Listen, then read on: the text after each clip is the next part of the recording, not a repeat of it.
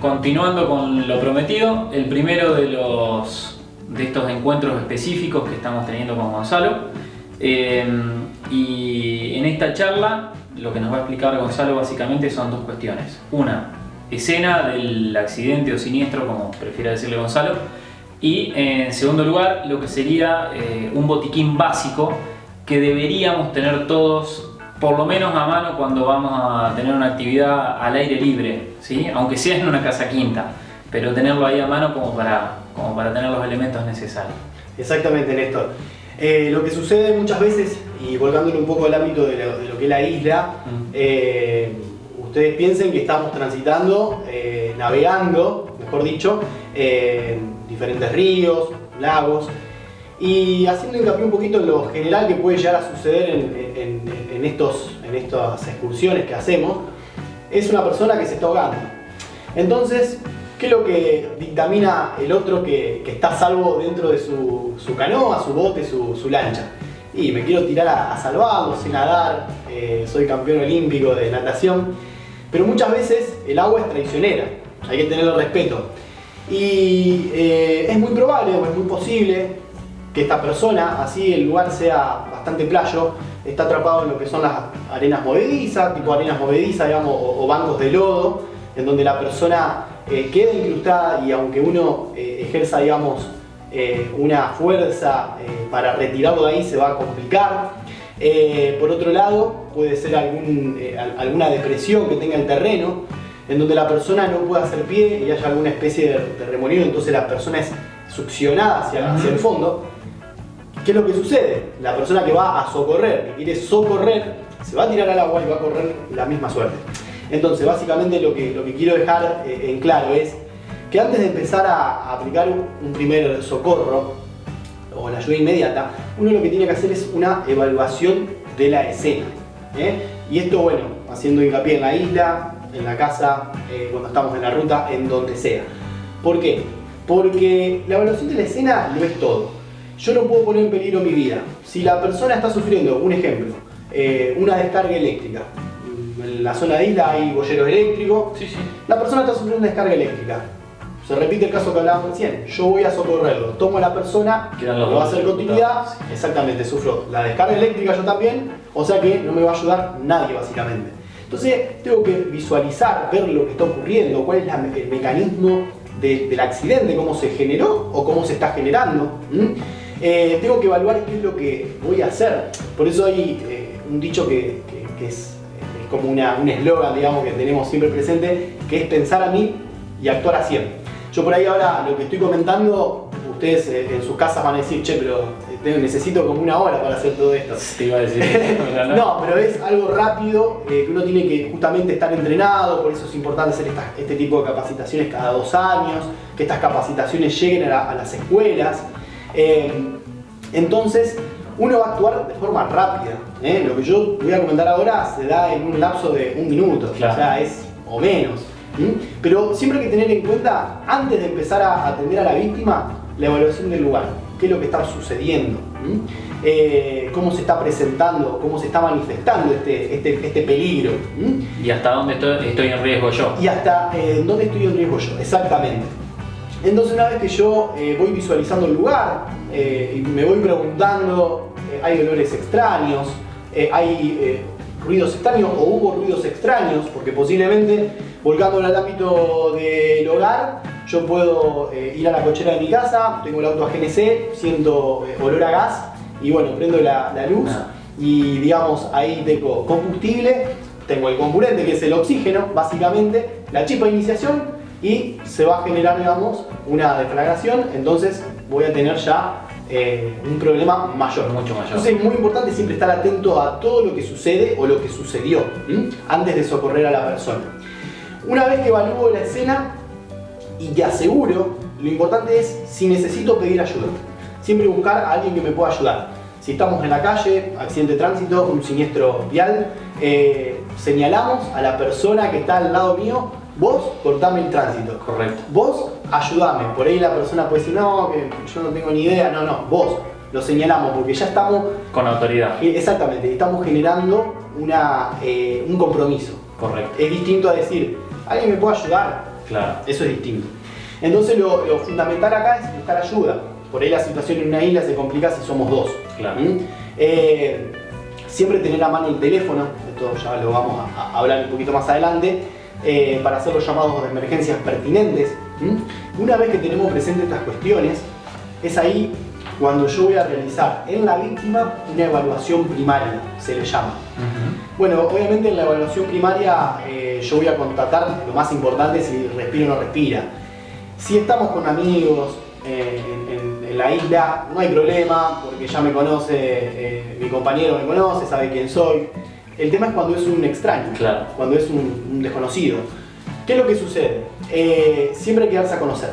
Es decir, ejemplo, hola, soy Gonzalo, sé primeros socorros, te puedo ayudar. O sea, vamos a tratar de obtener el consentimiento de la persona. Puede pasar que en la zona de islas, alguien que esté cazando se descompense y yo justo pase por el lugar y vea una persona tirada en el piso. Entonces, yo no lo conozco, tengo que darme a conocer, tengo que obtener su consentimiento. Eso sería parte de lo que es la evaluación primaria. Una vez que, si la persona está consciente y accede, me responde, yo siempre voy a tener que encarar a la persona, a la víctima, desde adelante. ¿Por qué? Porque si yo no vi lo que sucedió, yo no sé cuál es el mecanismo del accidente, y lo abordo desde atrás, puede suceder que si la víctima tiene comprometido su zona cervical, tienda a querer mirar para atrás. Ustedes piensen que una persona que sufrió un accidente está con todos sus sentidos a flor de piel. Es decir, pasa una mosca, pasa un mosquito y está atento a todo. Está en estado de shock. En estado de shock, básicamente. Entonces, si escucha pasos que vienen desde atrás, va a tender a realizar este movimiento. Ese movimiento puede llegar a generar un aumento en la lesión ya sufrida. Entonces, siempre es importante abordar a la víctima desde adelante. Además, vamos a lograr ciertos objetivos, como por ejemplo, ¿cuáles? Contacto visual, yo ya voy viendo si la persona tiene algún miembro en alguna posición extraña, eso ya me indicaría de que puede llegar a tener algún miembro dislocado, por ejemplo, fractura expuesta, ¿por qué no? Algún sangrado, que sea visible, un sangrado externo. Y de paso voy dándome a conocer y diciéndole, exactamente, explicándole de que yo sé primeros socorros y si accede o no accede. Y acá está el tema, puede ser que la persona no acceda, que la persona diga no me toqué, flaco, está todo bien. Problema. Yo siempre pregunto esto cuando doy clases y digo, ¿qué hacen? ¿Qué harían ustedes? Bueno, algunos me dicen, no, yo me voy. No nos tenemos que ir, nos tenemos que quedar al lado de la persona, al lado de la víctima y realizar una evaluación cada 2 minutos. Flaco, ¿cómo te llamas? ¿Qué estabas haciendo? Por más de que me responda mal, que esté, digamos, en un estado medio perdido y demás, la persona me dijo que no quería mi ayuda. Pero yo me quedo ahí al lado y obviamente voy a llamar al servicio de emergencia médica, explicándole lo que yo creo que pasó y le pasa a la persona. ¿Por qué digo de lo que creo? Porque yo no lo pude evaluar. Claro. En cambio, si la víctima accede a que yo le brinde primeros socorros, acá empieza el tema. Acá empieza el tema, ¿en qué sentido? En que tengo que evaluar a la persona. Ya, si me respondió, está respirando. O sea que ya es un punto menos del cual me tengo que preocupar. Y ahí vamos a preguntarle cuál es el mecanismo del accidente. Un dato muy importante es que a la víctima siempre hay que preguntarle y nunca hay que realizar ninguna maniobra sin antes anticiparla. Si bien la persona sufrió una caída de altura o fue una persona que rescatamos del agua, es muy probable de que pueda llegar a tener alguna lesión en su columna vertebral. Y acá está el tema, yo no puedo mover a esa persona, no es lo recomendable, porque ahí sí puedo generar un problema o un daño mayor. Por eso tengo que llamar al servicio de emergencia médico, en el caso que estemos en el medio de la isla, podríamos llamar a gendarmería, porque la persona está respirando, es decir, tenemos una urgencia médica, la persona, digamos, necesita una ayuda inmediata, una asistencia médica, pero no corre hasta el momento peligro su vida. En cambio, una emergencia médica es cuando ya tenemos una hemorragia bastante severa, es cuando la persona entra en paro, o sea, deja de respirar y entra en paro, por ejemplo. Ahí ya sería una emergencia. Entonces, básicamente yo voy a ir evaluando si tiene alguna hemorragia, si tiene algún miembro en alguna posición extraña, alguna fractura, Y lo importante de todo esto, y ustedes en su casa me van a decir, che, pero ¿para qué me sirve todo esto? Y para que cuando yo llame al servicio de emergencia médica, darle alguna respuesta. Exactamente. Información. Exactamente, porque ahí yo cuando llamo al 107 o al 911, se va a disparar un código. No es lo mismo un código verde que un código rojo. Ustedes piensen que mientras yo estoy llamando hay otras personas que también están teniendo necesidades, seguro. Exactamente, que están llamando por otros problemas, otras situaciones médicas mucho más severas. Entonces es importante brindar con mis conocimientos escasos y no médicos, o sea, es lo que veo, estoy explicando lo que yo veo. Mirá, tiene un sangrado en tal zona, la persona respira o no respira, está consciente o no. Es explicar con palabras básicas, o sea, no hay que enroscarse con todo esto. No hay que ser médico para detectar estas cuestiones. Eso es lo fundamental. Una vez que yo ya llamé al servicio de emergencia médica, quedarme junto a la persona constantemente y realizando un chequeo cada 2 minutos. Preguntándole el nombre, qué estaba haciendo. Y acá entramos un poco en lo que no deberíamos hacer: ironizar, bromear, recomendar. O sea, nosotros no podemos recomendar nada a la persona. Ejemplo, no, llega a tu casa y te toma 2 ibuprofeno. No. Dato importante, nosotros como prestadores de auxilio, inclusive yo que soy instructor, nosotros no podemos hacer nada invasivo en el cuerpo de la víctima. Ahí sí tendríamos una responsabilidad y severa. Ahí no podemos hacer nada invasivo, que después lo vamos a ver desmitificando, sí. rompiendo mitos, digamos, de la cuestión de la isla, ¿viste? ¿Qué llevo, qué no llevo? Gonzalo, escucha, me quedé al principio de tu charla cuando decías que cuando necesitas el consentimiento de la víctima. ¿Qué pasa si encontramos, por supuesto que se pueden dar diferentes situaciones, pero si encontramos a alguien que está evidentemente, visiblemente bajo los efectos del alcohol o de algún estupefaciente y que igual se niega a que le prestemos esa ayuda?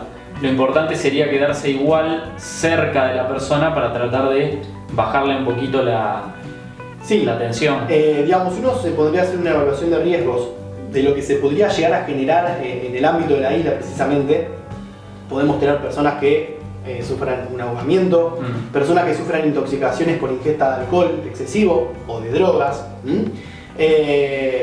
picaduras de diferentes insectos, mordeduras de ofidios, picaduras de rayas, de mantarrayas, diferentes situaciones, caídas de altura porque me subí al árbol, quiero sacar ramas, me subí al árbol y me caí de altura. O sea, hay un mundo, un universo de peligros en ese ámbito que es bastante amplio. Precisamente con la cuestión de la ingesta de alcohol o drogas, obviamente yo tengo que prestarle auxilio a la persona, tengo que verificar el estado de conciencia. Pero ponele que esa persona no quiera, viste que vos dijiste, necesito el consentimiento. Bien. Es una persona que no está razonando. La persona no está razonando, exactamente. En ese caso, yo voy a estar tranquilo porque la persona respira. Bien. O sea, si me puede responder, estoy tranquilo porque la persona respira. Obviamente, si yo estoy con mis amigos y uno se embriaga, digamos, obviamente lo voy a proteger de que no se tire al agua, lo voy a poner en un lugar seguro, quizás lo voy a poner en una posición medio recostada, digamos, ni sentada ni acostado. Voy a estar verificando de que no vomite, porque puede vomitar y se puede broncoaspirar. Voy a estar atento a cómo va actuando esta persona, cómo su organismo va actuando a partir de los efectos del alcohol. Obviamente, después se van a dar otras situaciones, por ejemplo, la persona se puede deshidratar, la persona puede entrar en estado de shock. ¿Por qué no? Digamos, ante el consumo de drogas, generar un paro cardiorrespiratorio, en donde ahí es muy importante saber las maniobras del RCP, la reanimación cardiopulmonar. Son todos pequeños tips que siempre uno tiene que tener presente. El tema está en la evaluación de la conciencia permanentemente. Correcto. Hay, digamos, construcciones o siglas, son mnemotécnicas, son abreviaturas que están en inglés y se tradujeron al castellano, digamos, que sirven para evaluar el nivel de conciencia de la persona. Es decir, si la persona está en estado de alerta, si la persona responde a estímulos verbales, si la persona responde a estímulos de dolor, y uno dice de dolor, ¿cómo de dolor?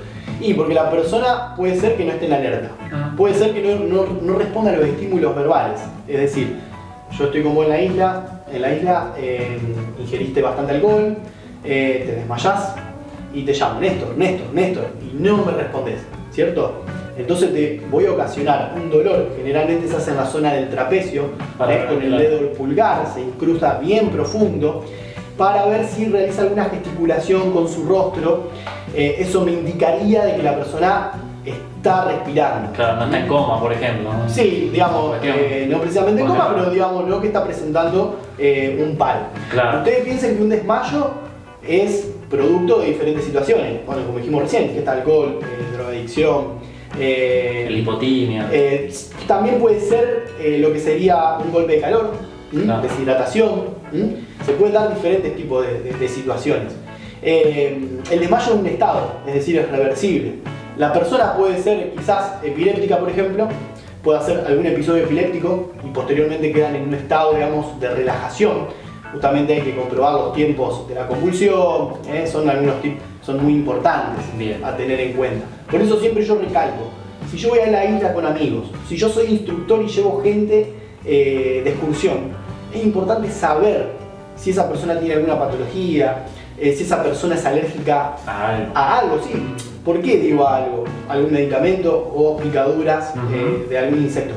Porque cuando venga el médico, es muy probable que me pregunte, ¿es amigo de usted? ¿Es alérgico a alguna medicación? Sí, no puede ser. Si yo no lo sé, no tengo ni idea. Entonces ya estoy atrasando un poco más lo que es la atención médica propiamente dicha por el profesional. Claro.